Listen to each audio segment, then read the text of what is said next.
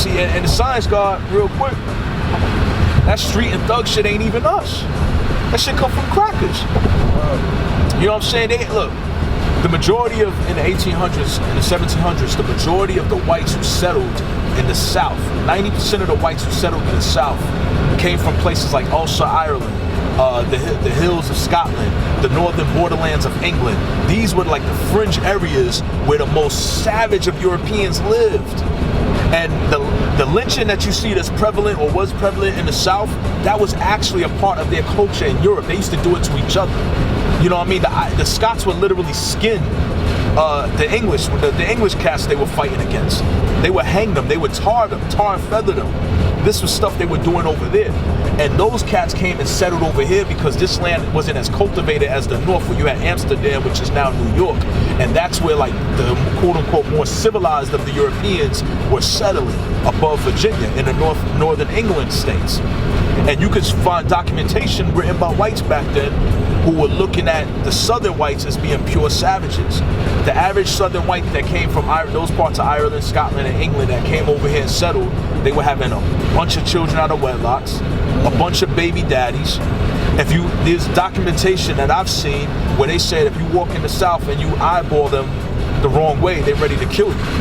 That's where the art of dueling comes from. Remember we used to see it in the Bugs Bunny movies where they like take 2 paces behind and turn around and shoot. Right, that comes from the South. That's how they used to handle all of their problems. And at one point in this country's history, over 90% of the black population in this country were living in the South. So we were taking on the customs of the rednecks, a redneck culture. These were redneck whites. And these redneck whites were being looked down upon by whites who lived in the northern England states and whites who lived out west. And we started taking on their culture. They out in England, in Ulster County, in England and Scotland, they were very religious, God. And their pastors, these were white folks, their pastors would sit there and shout and scream and talk all this talk about hell and hellfire, brimstones, and they had, the change in their voice. They were very theatrical and dramatic. And we took that from them. We think that's some black preacher shit. We took it from them. And we end up taking on that culture being out here. And most of the whites that were out here were illiterate. I could show you documentation where it was a white European, white German dude was coming over here and they were like, yo, how the fuck does the South have all these cows but they don't know how to cultivate the cows and create butter? They importing most of their butter from us. They had marble, I think it was in Kentucky, they have like an unlimited supply of marble. They didn't know how to take it and cultivate it to sell it. Europeans that would come over here would do better with businesses than the southern whites. The average southern white was known as being lazy when it came to business.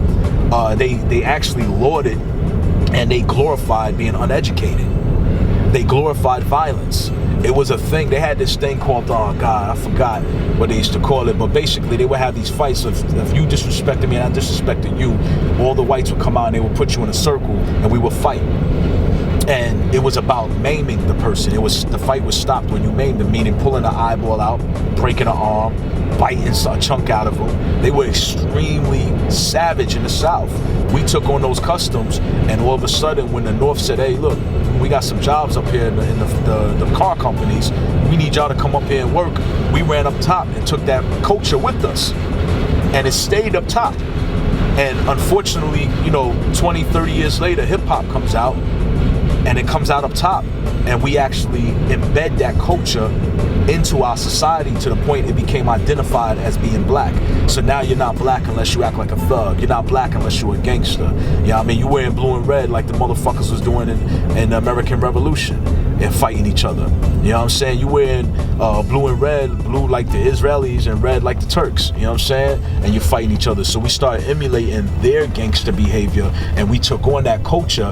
And while the whites in the South started like looking down upon that type of shit, they started changing, becoming more civilized. We became more uncivilized only because we had shit like hip-hop music glorifying the culture, saying that's what it means to be black. Be a thug, be loud, have sex with as many women as you can. Nigga, eyeball you, fuck them up, take them off the planet.